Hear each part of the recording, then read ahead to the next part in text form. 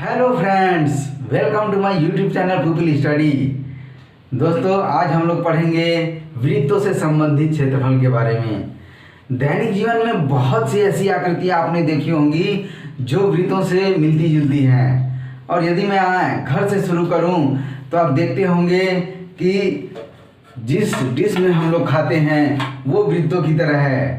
देखिए, ये वृत्त की तरह की संरचनाएं हैं। जो प्लेट्स हमारे आगे आती है वो वृत्तों की तरह रहती है। तो ये सभी जो है वृत्तों की तरह की संरचनाएं हैं। दैनिक जीवन में और भी बहुत से एग्जाम्पल हैं जिसको बताया जा सकता है और आपको समझाया जा सकता है। जैसे देखिए, हम अगर साइकिल चलाते हैं तो साइकिल्स के जो टायर होते हैं वो वृत्तों की तरह के हैं।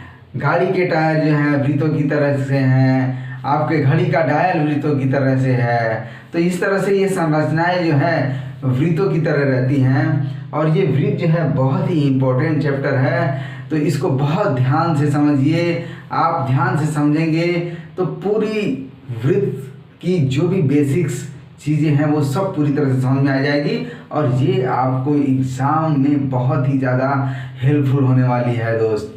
तो आइए इसको फटाफट से समझ लेते हैं। देखिए, सबसे पहले तो हम यहाँ पे शुरू करते हैं कि ये वृत्त जो है कोई भी किसी भी समतल पे इस तरह से कोई अगर आकृति खींच दी जाती है तो क्या होती है? वृत्त होती है। देखिए, ये एक गोल तरह की संरचना है। कैसी है? गोल तरह की संरचनाएं हैं। और ये गोल तरह की एक संरचनाएं है। इसमें देखिए कोई भी कॉर्नर नहीं होता है और कोई भी कॉर्नर नहीं होता है। इस तरह की ये गोल संरचना रहती है और एक ये समतल पे बनाया हुआ है, एक ये वृत्त है। अब देखिए, एक एक पॉइंट्स को हम समझते हैं कि वृत्त में क्या होता है, कैसे होता है। तो ये देखिए, यहाँ पे एक वृत्त खींच दिया गया है। वृत्त खींचने के बाद इसका देखिए एक ये बीच में जो पॉइंटेड है इसको हम क्या बोलते हैं? केंद्र बोलते हैं। क्या बोलते हैं? केंद्र। ये जो है वृत्त का केंद्र है, ठीक है। और ये केंद्र से आप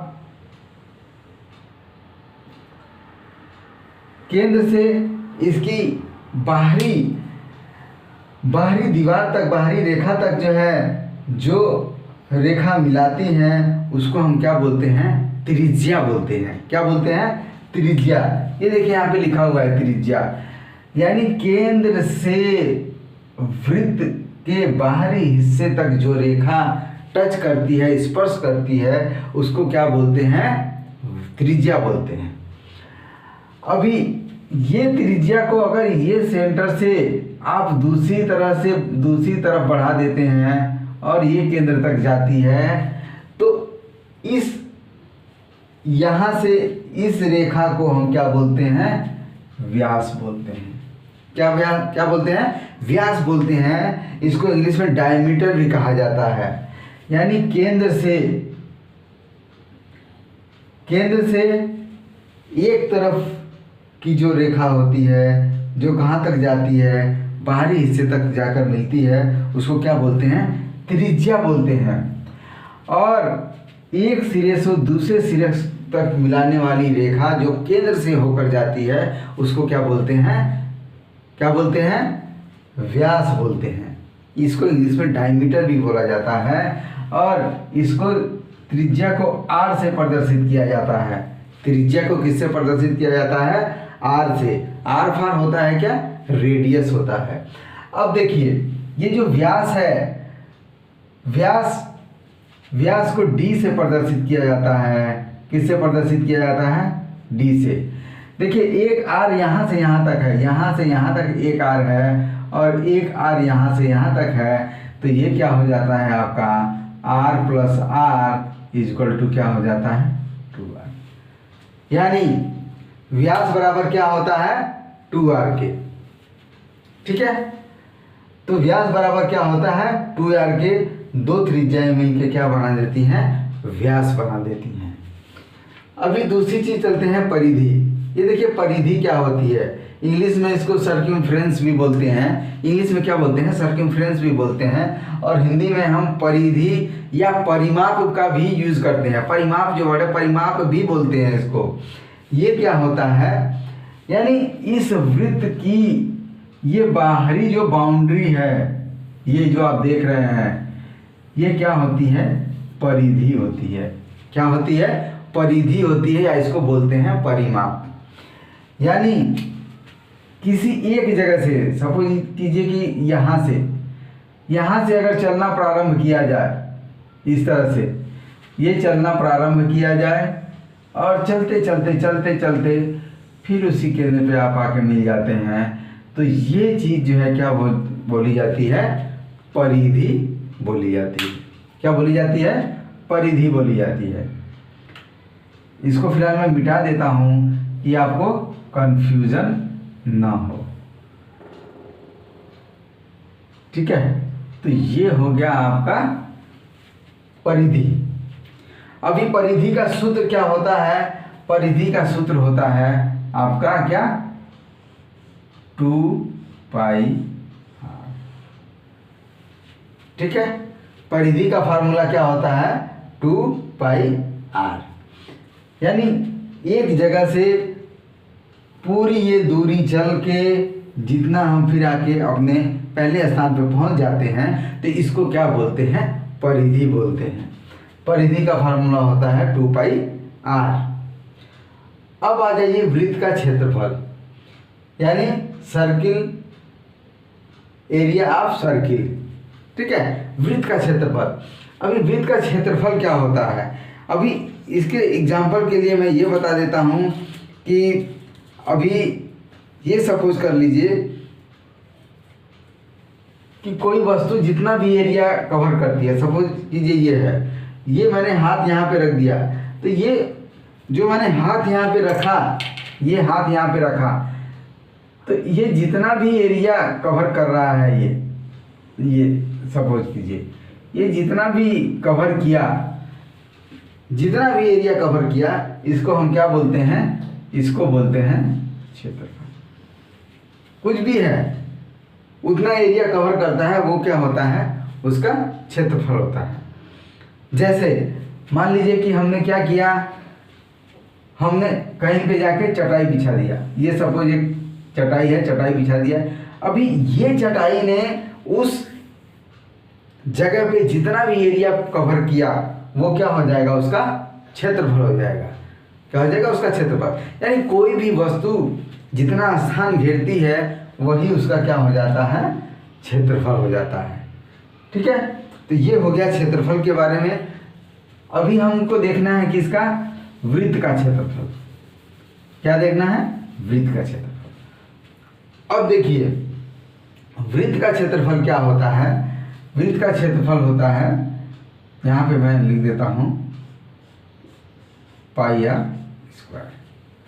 वृत्त का क्षेत्रफल πr²। ये r क्या है, त्रिज्या है। ये यहाँ पे आपको बताया मैंने कि r क्या है, त्रिज्या है। अब देखिए ये हो गया आपका वृत्त का क्षेत्रफल। अब चलते हैं कि यदि, अब यहाँ पे देख रहे हैं आप कि ये जो त्रिज्या से होती हुई जो, ये जो केंद्र से होती हुई जो रेखा जा रही है, तो आप देख रहे होंगे कि वृत्त को दो भागों में बांट दे रही है, ठीक है। पहला ये पार्ट हो गया, दूसरा ये पार्ट हो गया, ठीक है। आप देख रहे हैं कि वृत्त को दो भागों में बांट दिया गया है। तो यदि अर्धवृत्त का क्षेत्रफल, यानी पूरे वृत्त का क्षेत्रफल कितना था, πr²। ये पूरे का क्षेत्रफल कितना था, πr² था। अभी इसका अर्धवृत्त का क्षेत्रफल कितना होगा, अर्धवृत्त का क्षेत्रफल हमको निकालना है, तो क्या करेंगे, यानी अर्धवृत्त जो है, ये देखिए ये अर्धवृत्त हो गया, तो इसका क्षेत्रफल कैसे निकलेगा। तो पूरे का क्षेत्रफल हमको पता है, एरिया पता है पूरे का, क्या होता है पूरे का क्षेत्रफल, क्या होता है, πr²। अभी πr² से, अभी ये पूरे का क्षेत्रफल था, इसमें हमने क्या किया, इसको यहाँ पे बांट दिया, ठीक है, बराबर बराबर पार्ट कर दीजिए। कितने पार्ट कर दिए? 2 पार्ट कर दिए। ठीक है, इसके 2 पार्ट कर दिए, तो इसके 2 पार्ट कर दिए मतलब पहला एरिया कितना था? पाई आर स्क्वायर। अब इसको क्या कर दिया? बांट दिया। कितने पार्ट में बांट दिया? 2 पार्ट में। तो अभी क्या हो जाएगा? अर्धवृत्त का क्षेत्रफल हो जाएगा पाई आर स्क्वायर डिवाइडेड 2। ठीक है, इसको हम ऐसे भी लिख सकते हैं, इसको हम ऐसे भी लिख सकते हैं 1/2 इंटू पाई आर स्क्वायर। देखिए ऐसे भी इसको लिखा जा सकता है और ऐसे भी लिखा जा सकता है, दोनों चीज़ें जो है सही है। ठीक है, तो ये हो गया आपका अर्धवृत्त का क्षेत्रफल। अब चलिए आगे।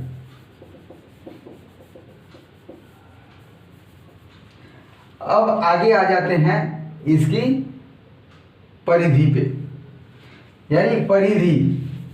अब यहाँ पे आपको बता देता हूं मैं,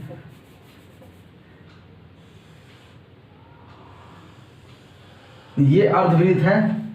परिधि का मतलब ये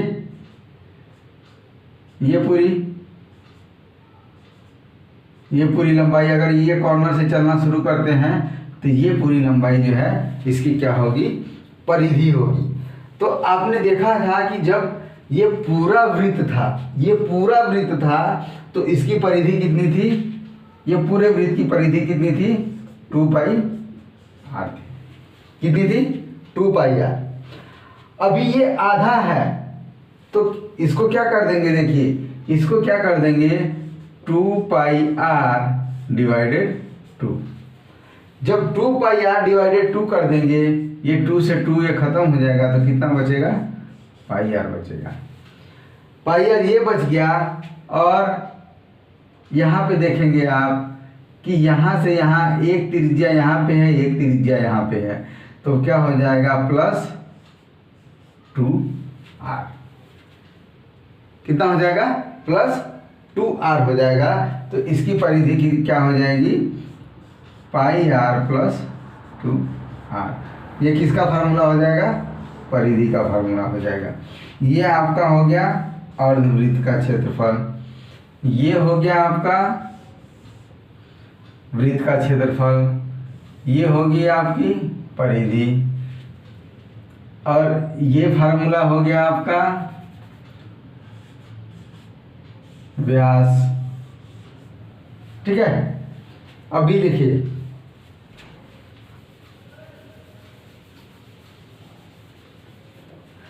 अब देखिए ये हो गया परिधि। अब देखिए वृत्त के चतुर्थांश का क्षेत्रफल। अब तक बात कहाँ तक थी? हमने पूरे का देखा, फिर हाफ का देखा, अभी हमको क्या देखना है? चतुर्थांश। देखिए पहले समझ लीजिए कि चतुर्थांश होता क्या है।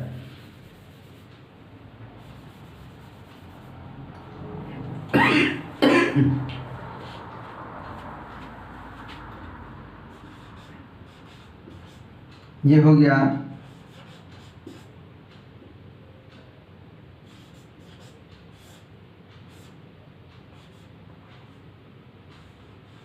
चतुर्थांश।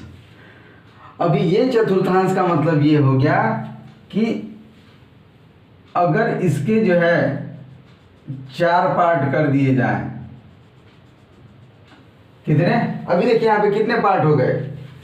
इसको फिलहाल के लिए हटा देता हूं। अभी इसके कितने पार्ट हो गए? 1 2 3 एंड 4। 4 पार्ट हो गए। ये वृत्त के 4 पार्ट हो गए। तो इसमें से एक पार्ट, ठीक है, एक पार्ट, ये क्या हो गया? इसका पूछ रहा है वृत्त के चतुर्थांश का क्षेत्रफल, मतलब ये वाले भाग का क्षेत्रफल। अभी ये मिटा देता हूं। ठीक है, ये एक पार्ट का क्षेत्रफल कितना होगा? एकदम ध्यान से समझिए, एकदम ध्यान से। ये हमने एक वृत्त के कितने पार्ट कर दिए? 4 पार्ट कर दिए। 4 पार्ट में से ये जो एक पार्ट है, इसका क्षेत्रफल कैसे निकालेंगे? तो अभी इसका क्षेत्रफल कैसे निकालेंगे? तो आप देख रहे होंगे कि ये पूरे वृत्त का जो क्षेत्रफल था, पूरे वृत्त का जो क्षेत्रफल था वो क्या था, कितना था, पाई आर स्क्वायर। पूरे वृत्त का क्षेत्रफल कितना था, पाई आर स्क्वायर। पूरे वृत्त का क्षेत्रफल था पाई आर स्क्वायर, और जब इसको हमने आधा कर दिया, इसको जब आधा किया हमने तो क्या कर दिया, पाई आर स्क्वायर बाई 2। यानी हमने कितने पार्ट किए, 2 पार्ट किए। 2 पार्ट जब हमने किए तो इसको 2 से डिवाइड कर दिया। अभी क्या हुआ कि ये चतुर्थांश पूछ रहा है, यानी 1 पार्ट का पूछ रहा है, तो हम क्या कर देंगे उसको समझिए। 1 था, ठीक है, 1, इसका कितना, 4th पार्ट, 4th, यानी इसको बोल सकते हैं 1 का चौथाई बोलते हैं इसको, 1 का चौथाई, और मल्टीप्लाई कर दीजिए पाई आर स्क्वायर। तो ये फार्मूला हो जाएगा आपका किसका, ये किसका हो जाएगा, वृत्त के चतुर्थांश का क्षेत्रफल। इसको हम क्या लिख सकते हैं, इसको हम लिख सकते हैं पाई आर स्क्वायर बाई 4। ये भी सही है, ये भी सही है, तो यहाँ पे हम लिख देते हैं पाई आर स्क्वायर बाई 4। तो ये हो गया वृत्त के चतुर्थांश का क्षेत्रफल। ठीक है, ये हो गया वृत्त के चतुर्थांश का क्षेत्रफल हो गया। अभी देखिए दूसरा क्या है कि इसकी भी परिधि हमको निकालनी है। क्या निकालनी है, इसकी भी परिधि निकालनी है हमको। तो अब इसकी जब परिधि हम निकालेंगे तो यहाँ पे देखिए, अब ध्यान से देखिएगा, पहले परिधि कितनी थी, 2 पाई आर। 2 पाई आर किसी परिधि है, पूरे वृत्त की परिधि है कितनी, 2 पाई आर। और जब हमने अर्धवृत्त की परिधि निकाली तो यहाँ पे हमने क्या किया था, 2 से डिवाइड कर दिया था। तो ये क्या आ गया था आपका, ये देखिए यहाँ पे 2 से 2 कट गया था, तो ये पाई आर प्लस 2r हो गया था, पाई आर प्लस 2r हो गया था। इसके बाद हम क्या करेंगे कि ये पाई आर प्लस 2r था, यानी अब इसका पूछ रहा है, इसकी परिधि पूछ रहा है, तो हम क्या करेंगे कि इसमें जो है, इसमें फिर से क्या करेंगे, 2 से डिवाइड कर देंगे। तो यहाँ पे आ जाएगा पाई आर बाई 2 प्लस 2r के, ये हो जाएगी आपकी वृत्त के चतुर्थांश की परिधि हो जाएगी ये। ठीक है, ये चतुर्थांश की परिधि हो गई, और ये जो है, ठीक है, ये देखिए वृत्त के चतुर्थांश का क्षेत्रफल हो गया, और ये क्या हो गई, वृत्त के चतुर्थांश की परिधि हो गई। अभी ये चीज़ें जो है कि एकदम ध्यान से चाहिए, तो आप एक स्क्रीनशॉट ले लीजिए, मैं हट जाता हूँ, इसका एक स्क्रीनशॉट ले लीजिए, फिर इसके बाद आगे बढ़ते हैं। ठीक है, अभी देखिए, इसको फटाफट मिटा देता हूँ।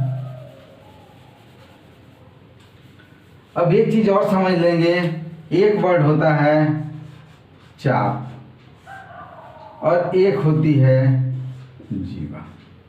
क्या होती है, चाप और जीवा, एकदम ध्यान से समझिए। चाप इसको बोलते हैं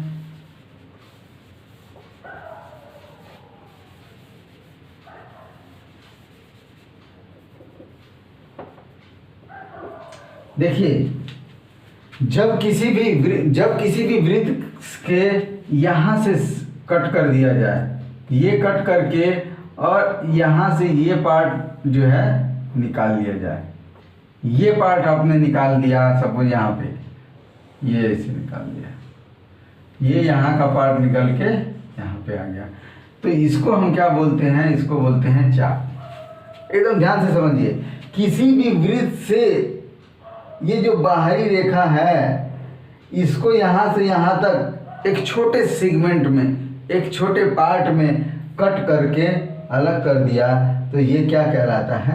चाप कहलाता है। क्या कहलाता है? चाप। अब आइए समझते हैं जीवा को। जब किसी भी वृत्त में एक बिंदु से दूसरे बिंदु पे कोई भी रेखा इस तरह से मिला दी जाती है तो इसको क्या बोलते हैं? इसको क्या बोलते हैं? ये जो है क्या बोली जाती है? ये बोली जाती है जीवा। इसको क्या बोलते हैं? जीवा बोलते हैं। ये क्या बोलते हैं? जीवा। तो फ्रेंड्स, आज के लिए वृत्त के टॉपिक 1 में इतना ही। बाकी वृत्तखंड के बारे में अगले टॉपिक में पढ़ेंगे। और यदि आप हमारे चैनल पे नए हैं तो चैनल को फटाफट सब्सक्राइब कर लीजिए, अपने दोस्तों को भी शेयर कीजिए और एकदम ध्यान और शांति से चीज़ों को समझिए। और अगर वीडियो अच्छा लगा हो तो लाइक कीजिए। Thank you friends.